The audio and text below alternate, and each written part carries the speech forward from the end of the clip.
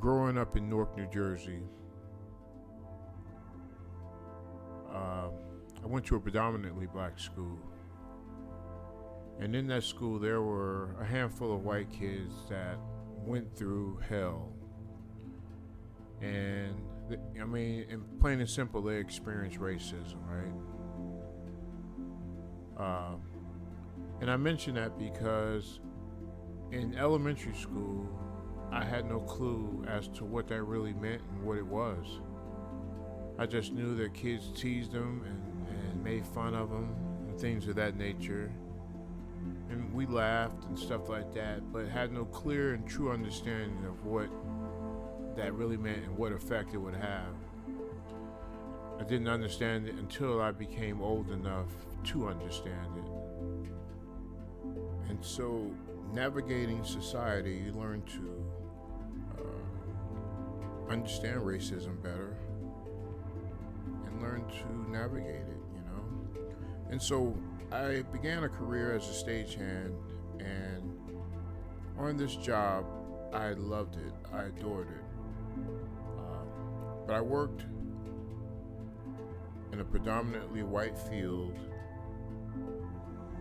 as one of a handful of black guys. And on one particular show, a musical called Animal Crackers, there was a character named Groucho Marx. And on this production, they needed two Africans to carry Groucho Marx from Africa to New York. I was one of two people. Unfortunately, I was the only black guy, and there was a white guy that played the other guy, portraying a black guy. And no, he was not in blackface. But we carried Groucho Marx on a litter. I was in the front, and the directors of that show made up this African dialect that I had to repeat 8 shows a night for 8 weeks. Yes, I was compensated extremely well for each show to say this line. However, I was mocked, teased by, and clowned by my coworkers, the white guys, and I was looked upon with disdain from my black peers as like a sellout or whatever.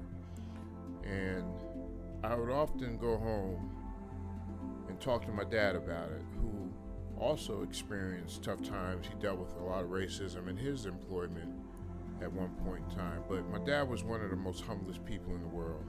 And he would always talk to me and sit me down and explain that he would go to scripture and just talk to me from a biblical perspective and say, son, you're not doing anything wrong.